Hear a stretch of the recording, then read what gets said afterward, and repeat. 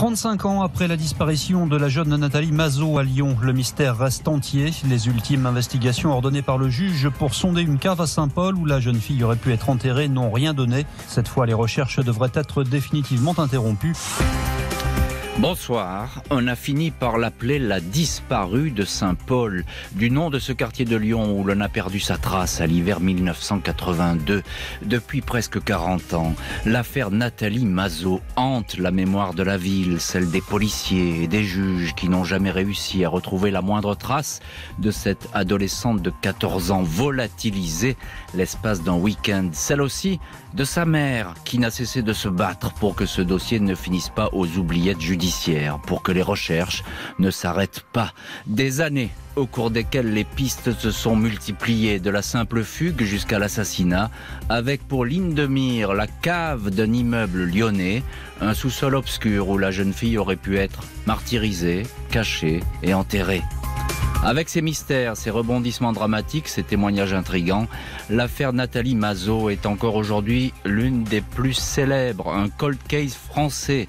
C'est cette histoire, celle d'une disparition hors du commun et d'une très longue attente que nous allons explorer avec nos invités dans ce quartier de Lyon où avait été tourné justement le film L'Horloger de Saint-Paul. Nous allons ce soir remonter le temps à la recherche d'une adolescente. 20h, 21h, Jean-Alphonse Richard sur RTL. L'heure du crime. Et ce soir donc dans l'heure du crime, l'affaire Nathalie Mazot, la mystérieuse disparition d'une adolescente à Lyon au cours de l'hiver 1982. En quelques heures, sa silhouette va s'évaporer. Ce samedi 6 novembre 1982, dans la matinée, Nathalie Mazot, 14 ans, est de passage chez sa mère, Yolande Guyot, que tout le monde prénomme Arlette, rue Paul Pic à Bron, une commune limitrophe de Lyon. Ce week-end, Nathalie a obtenu une permission de sortie du foyer pour mineurs où elle réside, la cité de l'enfance à Bron également. Nathalie est pensionnaire de cet établissement car sa mère n'a pas les moyens de l'élever seule. Une mère qui n'a pas une vie facile dans un environnement familial, il faut le dire, pour le moins rude. Pas de grandes ressources et 7 enfants de lits différents. Le père de Nathalie, et dont elle porte le nom, Mazot, est souvent présenté comme un homme violent et souvent absent du foyer. Malgré tout, Nathalie demeure une jeune fille souriante et joyeuse. Ce week-end de liberté, elle a prévu d'aller le passer chez sa grande sœur Evelyne, 19 ans. Toutes les deux s'adorent et ne manquent pas une occasion de se retrouver. On les croit inséparables. La maman, Yolande, fait ce samedi 2 cadeaux à sa fille. Une jupe blanche que celle-ci décide de porter immédiatement et une cassette de Serge Lama. Nathalie Mazot, longs cheveux bruns, gilet noir et jupe blanche, dit au revoir à sa mère qui la voit monter dans le bus de la ligne numéro 9, ligne qui conduit à l'époque à la gare Saint-Paul dans le 5e arrondissement de Lyon. C'est le chemin habituel pour se rendre chez sa grande sœur Evelyne. Cette dernière habite rue du Docteur Augros, antique rue pavée qui donne sur les quais de Saône. Evelyne, qui veut être styliste et travailler dans la mode, occupe ici un 2 pièces prêté par un petit copain militaire qui est toujours à droite et à gauche. Pas de téléphone portable en ce début des années 80. Nathalie ne peut être ni contactée ni donner de ses nouvelles. Le week-end se déroule ainsi sans signe de vie de la part de l'adolescente ni de sa sœur, ce qui n'a rien d'inquiétant. Le dimanche soir, un éducateur de la cité de l'enfance constate l'absence de Nathalie Mazot. Elle n'est pas rentrée comme prévu. Sa mère est prévenue de ce retard. Elle n'a aucune explication. La grande sœur Evelyne dit qu'elle ne comprend pas. Elle n'a jamais reçu la visite de sa cadette, ni samedi ni dimanche. Elle ignore totalement où elle se trouve. Bonsoir Yolande Guyot. Bonsoir Jean-Alphonse. Merci beaucoup d'avoir accepté l'invitation ce soir de l'heure du crime. Vous êtes évidemment la mère de Nathalie et Evelyne et c'est vous qui avez, on peut le dire, mené ce combat pour essayer de faire jaillir la vérité dans cette affaire. On va bien sûr parler de ce combat que vous avez mené et raconter toutes ces années dans cette heure du crime. Je suppose, Madame Guyot, que vous gardez un souvenir très précis de ce samedi, souvenir de ce samedi 6 novembre 1982 ? Je me rappelle comme c'était hier. Nathalie était chez moi. Elle descendait assez souvent chez sa sœur. Elles étaient continuellement ensemble. Même que je rouspétais, je lui disais, Nathalie, ta sœur peut monter. Parce qu'elle avait 14 ans, mais elle était très, très attractive. Vous savez, elle prenait le car, un bus, et le numéro 24 qui descendait à Saint-Paul, et c'était le terminus. Elle ne pouvait pas aller plus loin. Alors, elle descendait un samedi sur 2, et après, elle descendait tous les samedis. Et un jour, elle m'a dit, maman, je reste couchée chez Evelyne. Bon, j'ai dit, tu restes couchée chez Evelyne, mais tu rentres de bonne heure demain soir. Elle est montée à Bron dans le car, je lui ai envoyé des bisous, le car est parti et on l'a kidnappé. Alors on verra évidemment la suite de cette affaire et peut-être ce kidnapping que vous évoquez, Madame Guyot. Est-ce que vous pouvez nous présenter Nathalie? Quel genre d'adolescente était-elle? Alors Nathalie, c'était une petite super belle que même un grand photographe qui était dans le magasin Auchan, qui l'avait mis en vitrine pour ses photos. Tout le monde disait qu'est-ce qu'elle est belle cette petite. Elle avait encore ses cheveux de naissance. Elle avait des cheveux longs qu'elle relevait pour pas s'asseoir dessus. Elle était très gentille, très douce. Elle m'aimait beaucoup, elle me faisait des petites remarques, maman, je t'adore, maman, je t'aime. J'ai pas assez de bisous de toi, qu'elle me disait. Très câline. Elle cherchait pas à aller avec elle était jeune, elle avait 14 ans. Elle était du mois de novembre, elle a disparu au mois de novembre. C'est ça. Elle venait d'avoir ses 14 ans. Elle venait effectivement d'avoir ses 14 ans. Bonsoir Richard Chitli. Bonsoir. Merci beaucoup d'être ce soir en ligne avec nous dans l'heure du crime depuis Lyon, au bureau RTL de Lyon, avec à vos côtés Frédéric Perruche, qu'on salue. Vous êtes journaliste, correspondant du Monde à Lyon, et puis votre dernier livre qui vient de sortir s'appelle L'histoire vraie du gang des Lyonnais à la Manufacture du Livre. Histoire d'ailleurs donc qu'on a traitée dans l'heure du crime avec vous récemment. Alors on vient d'écouter Madame Guyot, la maman. C'est un mystère total ces dernières heures. Ce trajet, il est tout simple entre Bron et le quartier Saint-Paul, et puis là, on va plus rien apercevoir, il n'y aura aucun témoignage sur cette disparition. Non, alors on va revenir là-dessus, mais il n'y a aucun témoignage parce que personne n'a recherché de témoignage véritablement. À l'époque, bien sûr. Et voilà, donc elle s'est volatilisée. Alors, dans un quartier qu'on appelle le Vieux-Lyon. Et il faut bien se le resituer à l'époque, il y a près de 40 ans maintenant. C'est pas le quartier du Vieux-Lyon aujourd'hui très touristique, classé à l'UNESCO qu'on connaît. À l'époque, c'est un quartier qui est un quartier en réalité malfamé. Voilà, avec des bars de nuit. Ah oui, c'est important ça de le souligner. Eh bien, oui, c'est un contexte. Et donc, c'est cette jeune adolescente, elle va se diriger dans un quartier qui est quand même un quartier un peu dangereux, avec des fréquentations qui sont pas évidentes pour des jeunes gens. Elle va retrouver sa sœur, on va l'expliquer. Mais voilà, ce que je voulais dire, c'est que ce décor, le décor de l'horloger de Saint-Paul, à l'époque, c'est même un quartier qui est mal éclairé. Vous voyez, la petite ruelle que vous avez évoquée, c'est une ruelle sombre. Les traboules, comme on dit chez vous à Lyon. Voilà, c'est ça les traboules de Lyon. Et du coup, elle va se volatiliser dans ce décor qui n'est pas du tout rassurant à l'époque. Tout à fait. Alors ça, c'était effectivement important de planter ce décor. On est en ligne ce soir également avec l'un de nos invités aussi dans l'heure du crime, c'est Alain Boulet. Bonsoir Alain Boulet. Oui, bonsoir. Vous êtes le directeur de l'APEV, c'est l'association d'aide aux parents d'enfants victimes, et qui va avoir un rôle capital dans cette affaire, mais on va y venir un peu plus tard. Je voudrais que vous me disiez quand même un petit mot. Vous avez créé votre association en 1991, là les faits sont de 1982. À l'époque, ces fugues d'adolescents ou d'adolescentes, on ne les prend pas vraiment au sérieux. C'est-à-dire qu'on les classe encore plus rapidement en fugue dès qu'un enfant disparaît que maintenant. Il y a une prise de conscience depuis plusieurs années, heureusement, mais quand Nathalie a disparu, ça a été classé pendant un très grand nombre d'années comme fugue, et donc on ne cherche pas de témoins, on ne cherche pas à interroger l'entourage, et aucune enquête réelle n'est menée à l'époque. C'est ça. Et il faut dire qu'à l'époque, les parents ne sont peut-être pas aussi entourés qu'aujourd'hui.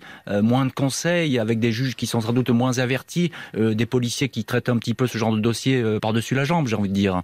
Oui, mais il faut bien voir que maintenant, les victimes ou les parents s'engagent beaucoup. Il faut bien voir qu'à l'époque, lorsqu'il y a une affaire judiciaire, quelle qu'elle soit, les victimes ne sont pas du tout concernées, ne sont pas du tout considérées. C'est une affaire entre la police, entre la justice, qui est complètement en dehors des victimes. Donc les victimes peuvent à peine demander. Les droits des victimes étaient quasiment nuls à l'époque. Par rapport à maintenant, on a fait des progrès énormes où on peut demander des expertises, on peut demander des enquêtes. À l'époque, les victimes subissaient complètement ce que la justice avait décidé de faire. Oui, tout à fait.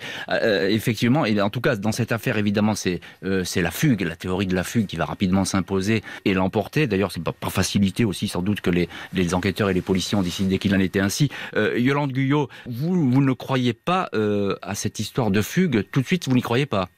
Ah oui, je l'ai dit à la police.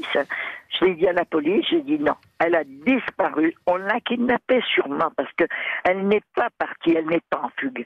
On avait une bonne ambiance. Mais moi, avec mes filles, j'ai toujours eu le cœur très large. Vous savez, elles avaient des guitares. Je les ai gâtées. Elles avaient chacune leur chambre. Elles ont choisi la tapisserie.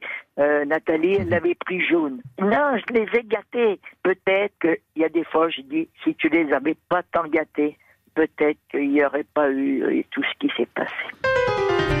La mère de Nathalie Mazot, on l'entend, ne croit pas à la fugue, mais la fugue va pourtant être privilégiée. Aucune raison pour la police lyonnaise de perdre son temps à la recherche d'une adolescente qui fuit un foyer, sans doute sa famille, et qui réapparaîtra peut-être un jour en temps voulu. Un événement va vite bousculer ses certitudes. Dans la soirée du 5 janvier 1983, un coup de feu est entendu dans un appartement du quartier Saint-Paul, à Lyon. Le 2 pièces qu'occupe Evelyne Mazot, la grande sœur de Nathalie, la disparue. La jeune femme, 19 ans, est retrouvée sans vie, effondrée dans son canapé. Elle s'est tirée une balle de 22 longs rifles dans la tête avec un revolver, un REC modèle Cobra, acheté dans l'après-midi dans une armurerie du quartier des Terreaux. Elle a laissé une lettre à sa mère, quelques mots griffonnés sur une feuille. « Pardon à ceux à qui je fais de la peine, mais c'est comme ça que je serai heureuse. Pardon, maman, je t'aime. » On peut lire encore cette phrase. « Pardon à l'enfant que je porte. Nous retrouverons au paradis. » L'explication paraît claire, Evelyne, enceinte, s'est suicidée car elle ne supportait pas de porter un enfant peut-être non désiré ou dont le père refusait d'entendre parler. Suffisamment désespérée, dans tous les cas, pour mettre fin à ces jours, les policiers ne semblent pas se préoccuper d'un autre détail qui pourtant prête à confusion dans l'appartement. Il y a là la jupe blanche et le gilet noir que portait la petite sœur Nathalie le jour de sa disparition. Il y a aussi sur place la cassette de Serge Lama offerte par sa mère. La sœur suicidée a menti, la disparue de Saint-Paul est bien passée chez elle. Impossible pour le moment de relier le suicide d'Evelyne à l'évaporation de Nathalie.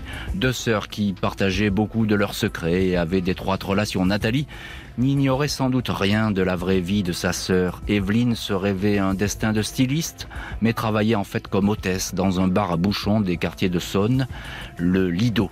Chargé de faire boire les messieurs et de les divertir, il lui arrivait aussi de fréquenter un café de mauvaise réputation près de la gare. Des rencontres multiples et quelques amours sans lendemain.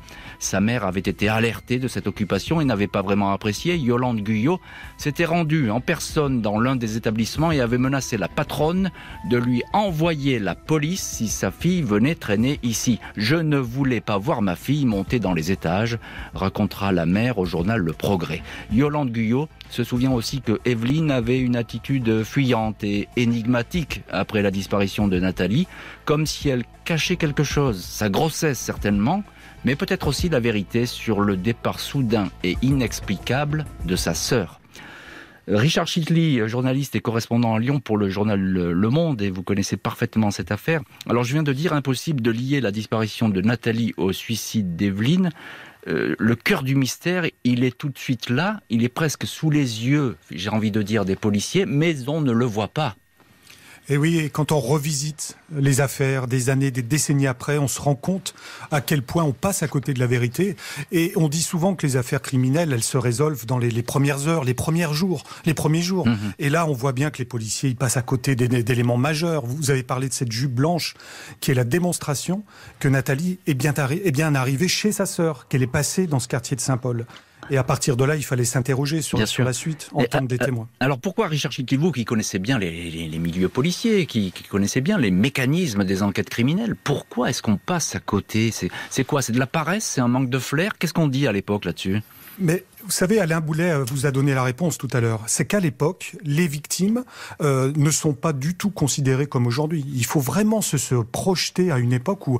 Et puis c'est une famille, comme on dit, une famille un peu tuyau de poil, une famille à problème. Ça n'intéresse pas, vous voyez. Et donc, voilà. Et du coup, on prête pas attention à cette situation-là. Et comme on ne prêtait pas attention aux fugues, aux disparitions inquiétantes, et voilà. Donc le contexte aujourd'hui a changé. Et Alain Boulet est un de ceux, et moi je tenais à vous le dire aussi, profiter de cette émission pour vous le dire, son association a énormément contribué à faire changer les choses, et cette affaire en particulier est une des premières affaires sur laquelle la paix va travailler. Et c'est pour ça qu'on a en ligne ce soir Alain Boulet avec nous. Effectivement, on ne le soulignera pas jamais assez, son association, et dans cette affaire en particulier, a joué un rôle central, capital, un véritable rôle charnière. Justement, Alain Boulet, on vient d'entendre Richard Chitli. Vous êtes d'accord avec cette démonstration, le fait que ce soit une famille un petit peu, disons-nous, défavorisée, presque à la marge, est-ce que ça occulte certaines choses? Finalement, on prend moins les choses au sérieux, notamment, en tout cas, à cette époque. Oui, bien sûr. Bon, d'abord, je voudrais remercier Monsieur Chitli, avec qui on a eu beaucoup de relations quand on s'occupait de cette affaire. Mais c'est vrai que, à l'époque, une chose, je pense que ce n'étaient même pas les mêmes enquêteurs qui étaient sur la disparition de Nathalie et sur un suicide. Très certainement. Donc les gens ne communiquaient pas. Il n'y avait pas de fichier, il n'y avait rien. Donc ils n'avaient même pas la possibilité de joindre les deux affaires. Et comme d'un autre côté, on n'écoutait pas les victimes, on leur demandait rien, il est évident que ce rapprochement ne pouvait pas se faire, je dirais, naturellement dans une enquête. C'est déjà difficile aujourd'hui, les rapprochements des enquêtes, et ça, vous le savez très bien, Alain Boulet. Donc, je suppose qu'à l'époque, ça devait être encore pire. Effectivement, vous notez un détail très, très important et qu'il faut souligner, c'est qu'il y a une absence totale de fichiers et de croisement des enquêtes. Richard Chitli, je voudrais que vous nous disiez un mot sur une cassette audio où l'on entend les voix des deux sœurs. Elles se sont enregistrées quand elles se sont rencontrées. Qu'est-ce qu'elle dit, cette cassette? Elle dit à la fois la vie quotidienne, la relation assez fusionnelle entre deux sœurs. C'est une cassette qui a été retrouvée d'ailleurs bien plus tard, et que les policiers scientifiques vont restaurer. Et donc on va entendre les voix de ces deux adolescentes disparues, et c'est vraiment bouleversant d'entendre ces voix et de lire les retranscriptions de leurs dernières paroles. C'est quelques heures avant la disparition de Nathalie, cette affaire-là. Et ça dit la relation de deux sœurs, et ça nous informe aussi de plusieurs éléments. Ça nous dit que Evelyne était enceinte. Donc, comme vous l'avez signalé tout à l'heure, elle parle de sa grossesse, et ça nous dit finalement que ça nous laisse pas du tout l'impression d'une jeune femme qui a des problèmes de dépression et qui a pas du tout envie de se suicider, si vous voulez. Donc, c'est un élément assez intéressant à ce niveau-là. C'est une analyse en creux de ce qui se dit qui est très importante, parce que finalement, toutes les deux paraissent parfaitement détendues. Il n'y a pas de tension palpable. Au contraire, je pense qu'elles-mêmes, elles chantent, elles s'amusent entre elles. Exactement, elles chantent, elles reprennent une chanson de Renaud de l'époque. C'est deux sœurs fusionnelles et qui n'ont pas du tout, qui donnent pas du tout de l'impression du drame qui va se nouer par la suite. Tout à fait. Yolande Guyot, vous êtes en ligne ce soir dans l'heure du crime. Je rappelle que vous êtes la maman de Nathalie Mazot, la disparue, comme on l'appelle, la disparue de Saint-Paul, et puis la maman aussi d'Evelyne. Je voudrais que vous me disiez quelques mots. Qu'a-t-elle voulu vous dire, Evelyne, avec ces quelques paroles? Comment vous analysez ces quelques paroles, ce mot qu'elle vous a laissé après son suicide? Oui. Sur le mot, il y avait « Maman, je t'adore, pardon maman ». Voilà. Elle s'est suicidée parce qu'elle voyait les journaux et elle m'a dit « Maman, tout est de ma faute ». Elle n'aurait pas dû la laisser partir toute seule. Elle avait qu'à l'accompagner au cas. Mais moi, je ne pouvais pas lui faire de reproches. Donc, elle a bien passé la nuit avec sa sœur. Puis, Evelyne, elle me disait « Maman, je l'ai mis au car, maman, je l'ai mis au car ». Bon, elle l'a mis au car, mais je suis pas sûr que ça soit vrai. Beaucoup donc d'incertitudes, de mystères, d'invraisemblances, de silence. Pour la mère, la disparition de Nathalie est indiscutablement liée au suicide d'Evelyne. Elle va devoir soulever des montagnes pour être entendue. Pendant des années, Yolande Guyot, la mère de Nathalie, va passer le plus clair de son temps à frapper à toutes les portes. Elle n'a en tout et pour tout en sa possession qu'un certificat de fugue dressé par le commissariat. Elle ne comprend pas le silence des autorités et de la police qui se refusent à déclencher des investigations, et ce, malgré le suicide troublant de la sœur aînée Evelyne et des indices retrouvés chez elle. Rien n'y fait. Yolande Guyot va écrire à des ministres successifs, ceux de l'Intérieur et de la Justice, s'adresser à 3 présidents de la République, consulter des voyants et des radiesthésistes, en vain. Aucune trace de Nathalie, aucun écho. Plus de 20 ans vont ainsi passer sans toutefois que la mère ne perde espoir. En 2008, Yolande Guyot rencontre des membres de l'association Aide aux parents d'enfants victimes, l'APEV, association qui se bat pour réactiver des dossiers, notamment de disparition, des dossiers souvent promis à l'oubli. La mère de Nathalie peut enfin raconter son histoire, se confier. L'APEV la soutient, la conseille et l'encourage à saisir la justice. C'est chose faite le 4 octobre 2008 avec une plainte pour enlèvement et séquestration de mineurs. Une enquête démarre, enfin, sur la disparition de Nathalie Mazot. Sa mère explique qu'il faut chercher dans l'environnement de la sœur suicidée, Evelyne. Celle-ci a peut-être entraîné sa cadette dans des lieux interlopes qu'elle fréquentait, des endroits strictement interdits aux mineurs et propices à de mauvaises rencontres. Chantal, aujourd'hui décédée, une autre sœur de Nathalie a également fait des recherches. Celle-ci converge vers un établissement de la rue Octavio May, le bar des ambassadeurs. Il apparaît qu'Evelyne et Nathalie ont fréquenté l'endroit, selon les rumeurs, mais aussi un témoignage. Le patron aurait fait des travaux dans la cave à l'époque de la disparition. La brigade criminelle de Lyon, en charge de l'enquête, retrouve vite l'ancien propriétaire, un certain Jean-Claude, qui vit désormais dans un camping-car dans le Rhône.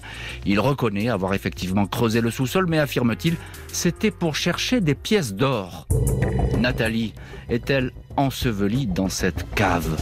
En 2009, les policiers vont visiter l'endroit. Ils tombent sur une trappe qui donne sur une étroite volée d'escalier. Escalier qui débouche sur un petit tunnel dont l'extrémité a été murée. L'ancien propriétaire parle d'une cloison pour éviter les inondations. On perce 2 trous dans ce mur, mais on ne découvre rien. Les lampes torches ne balaient qu'un vieux tas de gravats. Pas de corps à première vue dans les profondeurs du bar des ambassadeurs. Alain Boulet, président de l'APEV, je viens de parler de votre association qui a joué le rôle plus que d'un déclic, mais en tout cas qui a fait redémarrer une enquête qui n'avait pas vraiment eu de démarrage, si je puis dire. Pourquoi vous vous intéressez à cette histoire? Quel souvenir vous avez de cette affaire? Ça vous a marqué ce témoignage de cette maman? Ah oui, ça nous a marqué énormément. Je dirais un peu comme toutes les familles qui viennent nous voir, quand elles nous racontent leur vécu, quand elles nous racontent ce qu'a vécu leur enfant, et quand elles nous racontent comment elle est écoutée par la justice ou par la police, bien sûr, ça nous interpelle. Et très vite, nous, on fait ces rapprochements que les enquêteurs n'ont pas fait, parce que Mme Guyot nous a dit, bien sûr, pour la disparition de Nathalie, mais elle nous a parlé du suicide de sa sœur chez qui elle était. Immédiatement, ça a fait tilt. On s'est dit, la sœur, c'est ce qui est arrivé à Nathalie, et elle peut plus vivre, et elle se suicide pour ça. On n'a même pas émis de doute sur cette possibilité-là, qui était qu'une hypothèse, bien sûr. Et donc, à partir de là, on a longuement discuté, on s'est renseigné, et on a écrit partout où on pouvait, principalement aux enquêteurs, aux procureurs, pour dire, cette affaire n'est pas une disparition normale, c'est pas une fugue d'un enfant, et c'est comme ça qu'on a réussi à requalifier en assassinat la disparition de Nathalie. C'est ça, vous avez... une véritable enquête redémarre. Oui, parce que vous êtes des spécialistes aussi juridiques, si je puis dire. Vous avez toute une équipe qui travaille là-dessus. Vous connaissez bien la marge de la justice. C'est important pour les justiciables qui sont souvent un peu perdus, comme d'ailleurs à ce moment-là, quand elle vient vous voir, la maman de Nathalie. Donc effectivement, ça a porté ses fruits. Richard Chitli, correspondant du journal Le Monde à Lyon, est-ce que vous pouvez nous dire à quoi ressemble finalement ce fameux bar, j'ai envie de dire, ce lieu un petit peu louche où sont menées les recherches, qui d'ailleurs il va y avoir une double série de recherches en même temps. C'est ça, c'est une enquête en 2 temps. Alors si vous voulez, ce bar a pas tellement changé par rapport à l'époque dont on parle. C'est un bar qui est situé dans une petite rue pavée montante en direction de la gare de Saint-Paul et qui est construit avec une mezzanine. Donc on a une salle avec un comptoir sur la gauche, une salle classique et une mezzanine supérieure. Voilà. et surtout, ce que va révéler l'enquête, donc si vous voulez, quand la plainte est déposée en 2008, les juges vont décider de saisir la police judiciaire, la brigade criminelle, ce qu'on appelle la crime. Et là, les policiers qui à l'époque ont de très grosses affaires résolues à leur actif, vont enclencher une enquête criminelle classique, c'est-à-dire faite de multiples auditions, de recherches sur le terrain, et ils vont réussir plus de 30 ans après, à retrouver les gens qui ont fréquenté ce bar, les relations de Nathalie et de sa sœur Evelyne, et à effectuer une vingtaine d'auditions qui permettent de reconstituer la vie autour de ce bar, et surtout ils vont retrouver le propriétaire de l'époque. Oui, c'est ça. Et là, ils vont tomber sur des indices majeurs, Donc là, on a le sentiment que la crime, pour parler un petit peu vulgairement, met le paquet, c'est-à-dire qu'il décide vraiment d'aller au bout de cette affaire. Et d'ailleurs, je crois qu'ils le disent. Je crois que le patron de la crime, il tient beaucoup à avoir un succès dans cette affaire. Comment ça se passe, ce travail ? C'est un travail de terrain, c'est-à-dire qu'on va aller sur place chercher les témoignages, vous l'avez dit, pour reconstituer. Il y a des gens qui ont disparu entre-temps, etc. Ça a dû être très très compliqué. Ah oui, c'est compliqué. C'est vraiment un travail de fourmi. On va tirer un fil, on va entendre quelqu'un qui va parler de quelqu'un d'autre, on va essayer de le localiser. Donc ils vont faire des auditions un peu partout en France d'ailleurs, et ils vont découvrir des choses. C'est très étonnant d'ailleurs dans ces affaires-là. Ils vont découvrir des éléments qui n'ont pas bougé, qui semblaient attendre depuis 30 ans. Vous avez parlé de cette cassette. Le petit ami de l'époque d'Evelyne a gardé comme une relique aussi un mot qu'elle avait laissé pour lui. Vous voyez, et donc tout ça va remonter à la surface en 2009, et c'est surtout la localisation de ce sous-sol, moi, qui me paraît le cœur de l'affaire. Tout à fait. Et c'est là où on n'est pas allé au bout. Oui, mais il va y avoir un autre épisode sur ce sous-sol, et on va en parler. Ce que vous décrivez là, Richard Chicli, finalement, c'est une espèce de capsule temporelle. On a l'impression que l'affaire s'est arrêtée, personne n'y a touché, puis peu à peu, on va découvrir des éléments qui étaient là sur une table, une cassette, des habits, etc., un bar. C'est tout à fait incroyable. C'est une machine à remonter le temps, cette affaire. C'est comme si tout s'était figé, et que les enquêteurs découvrent une scène de crime et des protagonistes, alors qui ont pris de l'âge, qui ont pris des rides, qui ont pris des cheveux blancs, mais qui sont prêts à restituer des souvenirs très précieux. Voilà. Yolande Guyot, je le rappelle, vous êtes la maman de Nathalie. On vient d'entendre Richard Chicli sur ces incroyables recherches de la brigade criminelle de Lyon. En fait, tout le monde va participer à sa façon à ces recherches, y compris Madame Guyot, les copines de Nathalie. Elle avait des très bonnes copines, et ses copines, quand elles ont su qu'elle avait disparu, eh ben elles ont tout de suite, c'était la nuit, elles sont tout de suite allées à Saint-Paul faire les tours dans les rues pour voir si elle n'était pas dans une cave. Elles étaient là-bas toutes les trois. On m'a dit, nous on était sûrs qu'elle était encore à Saint-Paul. Alain Boulet, encore un petit mot. Il n'y avait pas eu des questions de prescription à l'époque quand vous essayez de relancer cette affaire? C'était pas un peu compliqué? Non, il n'y a pas du tout de prescription parce que c'est une disparition. Et en cas de disparition, tant qu'on n'a pas retrouvé le corps, la prescription ne joue pas. Donc l'enquête pouvait être menée jusqu'à son terme, sans aucun problème, par les enquêteurs. Alors après, si on avait trouvé le corps et si on avait trouvé une personne susceptible d'avoir commis un meurtre, là, à ce moment-là, peut-être la prescription aurait joué. Mais durant l'enquête, absolument pas. Je crois que la crime avait toute l'attitude pour pouvoir continuer une enquête normale, j'allais dire. Les recherches vont tourner court et l'enquête ne va plus beaucoup progresser. Le dossier va même être refermé par la justice qui considère que les sous-sols du bar de la rue Octavio May ont livré tous leurs secrets. Mais en est-on si sûr ? Le 14 septembre 2014, le juge chargé du dossier de la disparition de Nathalie Mazo clôture l'information judiciaire. Un non-lieu est prononcé, l'enquête s'arrête. Le juge estime que toutes les vérifications possibles ont été entreprises. Il refuse de procéder à des fouilles plus approfondies dans la cave du bar des Ambassadeurs. Yolande Guyot estime pourtant que cette cavité, obturée par un mur de briques, n'a pas été assez explorée. Le juge répond que les policiers ont fouillé à 2 reprises cet endroit et qu'une opération de terrassement serait beaucoup trop onéreuse. En dépit de cette fin de non-recevoir, Yolande Guyot ne se décourage pas. Avec son avocate, maître Ingrid Bottella, elle fait appel de la décision du juge. Le 2 juin 2015, à 10h, toutes deux sont présentes dans l'ancien palais de justice de Lyon. L'audience de la chambre de l'instruction se tient à huis clos. 4 semaines plus tard, le mardi 30 juin, la cour d'appel rend son arrêt. Elle admet que les investigations se sont heurtées aux années écoulées et que des vérifications supplémentaires dans la cave sont nécessaires. Les juges indiquent: il faut le faire par rapport à la détresse d'une mère, il faut laisser une dernière chance. Des fouilles de la dernière chance vont donc avoir lieu à la grande satisfaction de Yolande Guyot, même s'il va falloir patienter encore longtemps pour pouvoir y assister. 2 ans après la décision qui relance l'enquête, le 9 mai 2017, des expertises sont ordonnées par le juge qui s'est vu confier le dossier, Patrick Audugé. Celui-ci a mandaté 2 experts de l'Institut de recherche criminelle de la Gendarmerie nationale, l'IRCGN, pour sonder les murs de la cave de cet ancien bar à mauvaise réputation. Le 8 juin, le juge, des techniciens de la police scientifique, des enquêteurs de la PJ et 2 maçons réquisitionnés pour l'occasion sont à pied d'œuvre rue Octavio May. L'équipe utilise un géoradar, appareil qui peut détecter derrière les murs des anomalies et signaler la présence d'un corps. Pendant plus d'1 heure, les 5 mètres carrés de la cave, sur 2 niveaux, sont ratissés par le géoradar.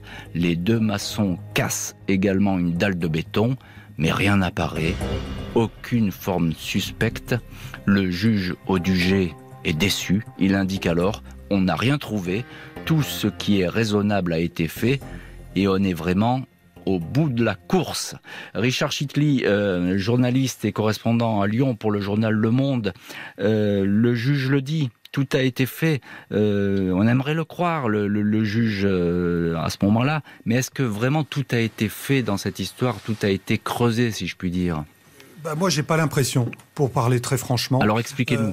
Oui, parce que c'est vrai que les gendarmes ont utilisé une technique qui permet de sonder à travers les murs, mais ce sondage, il est opérant sur quelques centimètres ou disons moins d'1 mètre. Mais ce qu'on sait à travers les témoignages, c'est que cette cave, elle a subi des réparations. On sait aussi qu'un puits a été obturé et que c'est donc beaucoup plus loin qu'il faut aller chercher. Et moi, j'ai récupéré le compte-rendu des gendarmes, de leurs investigations techniques. Donc, ils expliquent comment ils ont mis en œuvre leur radar et ils ont, dans leur conclusion, une petite phrase qui en dit long.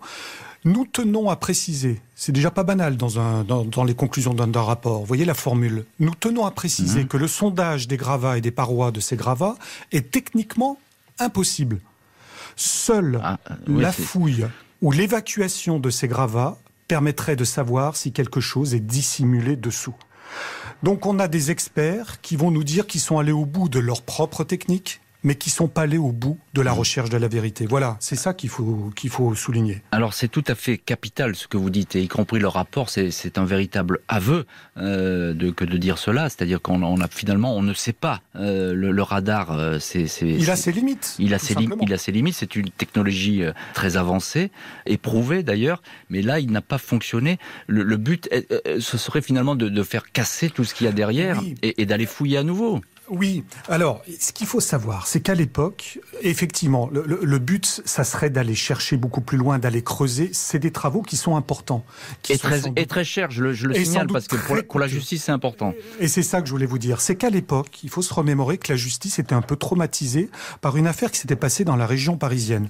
On avait sondé le sous-sol d'un restaurant asiatique. Je ne sais pas si vous vous souvenez. Je m'en souviens très bien, oui, bon, pour l'avoir couvert, cette affaire. Oui. Bon, vous vous souvenez, on était à la recherche d'un corps, on était persuadé qu'on allait trouver un cadavre et finalement on n'avait rien trouvé. Et le restaurant a été détruit. Le restaurant a été détruit.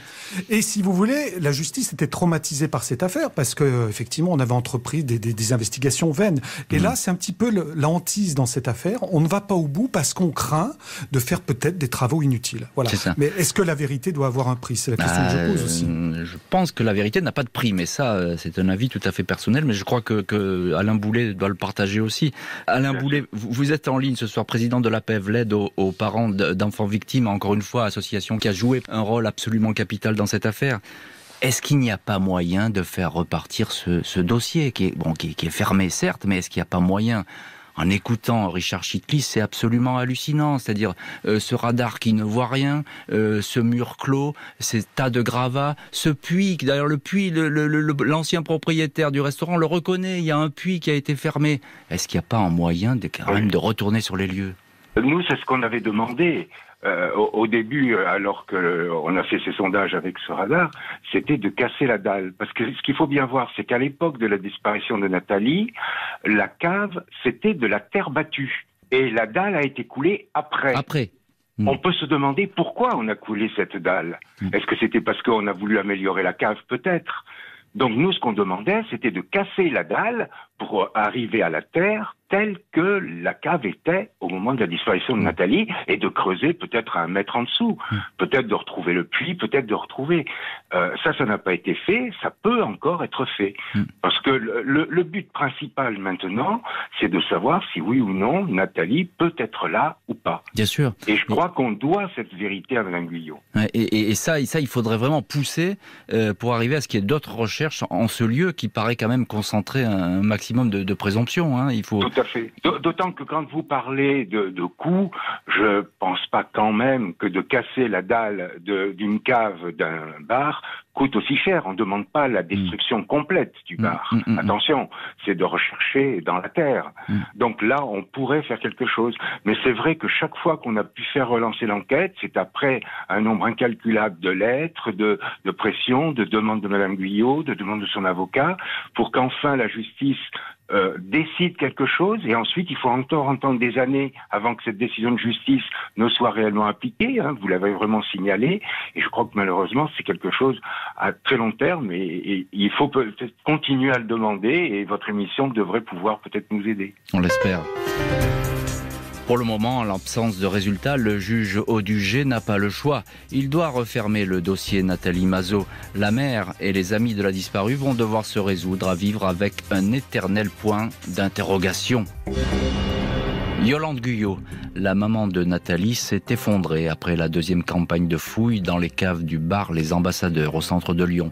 Elle était persuadée que sa fille, alors âgée de 14 ans, avait été séquestrée ici, martyrisée, puis éliminée avant d'être ensevelie. Tout semblait concorder, y compris l'existence d'une cavité cachée, mais rien n'a été trouvé par les experts. La mère de la disparue a alors compris qu'elle ne la retrouverait jamais. Je n'ai plus aucune piste, je crois que c'est fini pour moi et que je ne saurai jamais, dit-elle à l'époque en guise de réaction. Même désillusion pour celles et ceux qui avaient fréquenté Nathalie au moment de l'adolescence, des amis qui s'étaient retrouvés et mobilisés, notamment sur les réseaux sociaux ou à la recherche d'indices sur le terrain, avec l'espoir de faire avancer l'enquête. La plupart avaient même témoigné auprès de la police judiciaire afin de communiquer leurs souvenirs, un simple détail pouvant faire basculer l'enquête. La seule personne qui aurait pu éclairer vraiment les investigations était la sœur de la disparue, Evelyne, mais elle a emporté ses secrets dans son suicide. Aucun témoin digne de ce nom ne s'est jamais manifesté pour dire qu'il avait vu ou croisé Nathalie Mazo ce week-end de novembre 1982, où sa silhouette s'est effacée dans les rues de Lyon. Alain Boulet, vous êtes en ligne ce soir dans l'heure du crime, président de l'APEV, l'association d'aide aux parents d'enfants victimes. J'ai un peu de réticence à vous poser cette question, mais c'est un échec cette histoire finalement. Vous le ressentez comme ça? Et ça laisse un petit peu un goût amer? Oh bah bien sûr, et je crois que chaque fois qu'on s'est investi dans une enquête ou investi plutôt dans une affaire en voyant les parents, dès qu'on n'a pas la solution, on est déçu, c'est un échec. Quels que soient les moyens mis en place, tant qu'on n'a pas la solution, tant qu'on n'a pas dit à Mme Guyot, voilà ce qu'est devenu votre fille, ça sera un échec, et on ne pourra jamais se réjouir de tout ce qui a été mis en place. On a raté quelque chose, tout n'a pas été fait, je sais pas, mais on n'a pas réussi, et ça c'est grave. Oui, effectivement, encore une fois, ça laisse un goût amer. À la PEV, vous suivez toujours cette affaire, quoi qu'il en soit, même si le dossier judiciairement est stoppé, arrêté, placé, enfin il y a un non-lieu, etc. C'est fini. Vous suivez cette affaire encore, hein? Ah oui, bien sûr. Nous, disons que ce dossier, comme d'autres dossiers, il a beau être fermé pour la justice, il ne sera jamais pour nous. Et dès le moment où on a peut-être une idée supplémentaire, où on a des témoignages, parce qu'il y a des fois des gens qui nous écrivent pour nous indiquer telle ou telle chose, on essaye de gratter un petit peu, on contacte d'autres personnes et on le signale à la justice, ce qui peut permettre des fois de relancer une enquête sur d'autres bases. Et ça, de toute façon, on n'oubliera jamais ce dossier qui pour nous, d'ailleurs, c'était presque un des premiers sur lesquels on s'est penché. C'est un des plus anciens. C'est un des plus anciens, oui. C'est un des plus anciens, oui, voilà. Et nous, c'est vrai que Nathalie, elle fait partie de notre association complètement. Oui. Vous pouvez d'ailleurs, Alain Boulet, profitez-en. Vous êtes sur RTL, une immense écoute, et lors du crime, on est très écouté. Il faut en profiter pour lancer peut-être un appel à des témoignages. On ne sait jamais, 30 ans, 40 ans après, parfois la mémoire se réveille et un simple détail peut faire basculer une enquête. C'est certain que si une personne peut savoir quelque chose, si lors de l'émission, quelqu'un s'est dit « Tiens, j'étais là à l'époque, tiens, je sais peut-être telle chose », il y a des gens qui n'osent pas en se disant 40 ans après, c'est ridicule de parler. C'est pas vrai. Je crois que quelqu'un qui a la moindre petite information doit la porter, peut l'amener à la PEV, on le communiquera aux policiers, peut le communiquer même à RTL, je suis sûr que vous nous le ferez suivre. Avec plaisir. Voilà, ou peut le communiquer à la justice. Et je crois que tous ces éléments-là seront pris en compte. Parce que je crois que beaucoup de policiers qui ont travaillé sur ce dossier sont comme nous à la PEV. Ils ont envie d'aboutir. Et donc, si on leur amène la moindre information, je suis persuadé qu'ils recommenceront à chercher et on peut faire rouvrir le dossier s'il y a un élément majeur qui se présente. Richard Chitli, journaliste et correspondant à Lyon pour le journal Le Monde, vous connaissez parfaitement ce dossier, vous avez eu accès à plein de documents d'enquête. On l'a dit au cours de cette émission, il n'y a aucun témoin, il n'y a aucun indice qui permette de savoir où est passée la petite Nathalie Mazo. C'est vraiment une évaporation dans le sens premier du terme. Oui, mais je crois qu'il y a encore une chance. Alain Boulet vient de le dire. Plus le temps passe, c'est évidemment plus Bien difficile. Sûr. Mais il y a encore une chance. C'est quelqu'un qui peut-être veut soulager sa conscience. C'est peut-être quelqu'un qui a une confidence à faire pour apporter un élément nouveau. Et tout se concentre dans ce lieu qu'on a décrit tout à l'heure, dans ce sous-sol. Et là, tout n'a pas été fouillé, tout n'a pas été investigué. Et je pense que le propriétaire de l'époque a encore des choses à dire. Il y a des gens qui savent. Il est toujours vivant, le propriétaire de l'époque ? À ma connaissance, il est toujours vivant. Je pense que lui ou son entourage ont des choses à dire sur ce qui a pu se passer. Il a donné plusieurs versions sur ses travaux. Oui, c'est pas très clair. Des pièces d'or, il parlait d'une salle de réception qu'il voulait faire. Donc, si vous voulez, à partir du moment où il y a plusieurs versions, c'est pas clair. Moi, je crois qu'il y a encore des confidences qui attendent et qui pourraient se faire jour. Bien sûr. Richard Chitli, vous êtes, j'ai envie de dire, le régional de l'étape. Vous êtes à Lyon, vous êtes lyonnais et vous connaissez parfaitement cette ville. Est-ce que Lyon garde en mémoire cette affaire particulière de la petite Nathalie Mazo ?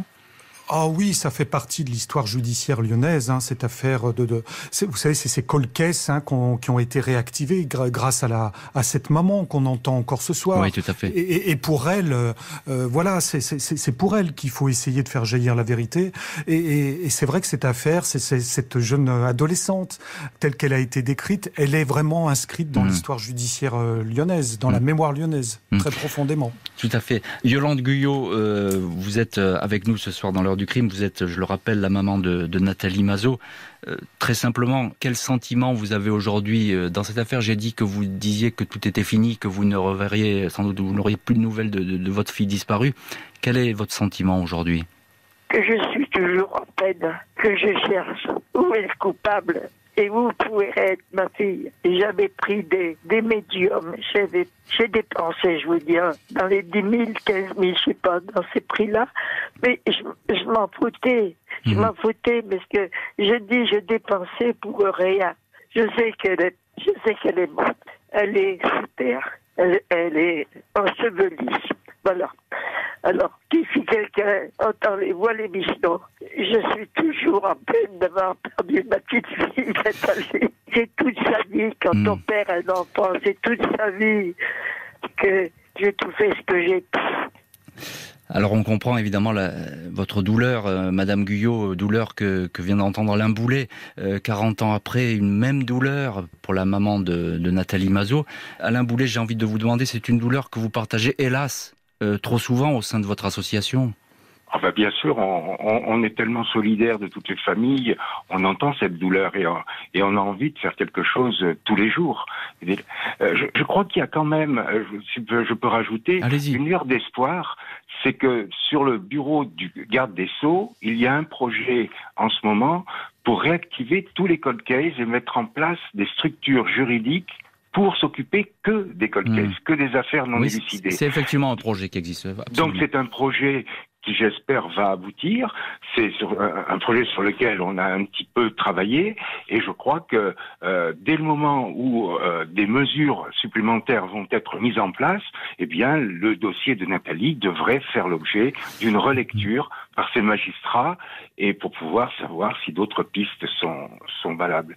Si je peux encore un mot, on parle beaucoup du bar, mais si des témoins se souviennent de Nathalie en dehors de ce bar, parce que peut-être on a des éléments ailleurs, qu'ils n'hésitent pas non plus. Qu'ils se manifestent, bien sûr. Qu'ils se manifestent. Il ne faut pas dire il n'y a que le bar. Il y a de fortes présomptions que ce soit à cet endroit-là, mais c'est vrai que si quelqu'un a pu la voir en ville, a pu la connaître, a pu avoir des habitudes, ça peut être également des informations utiles. Tout à fait.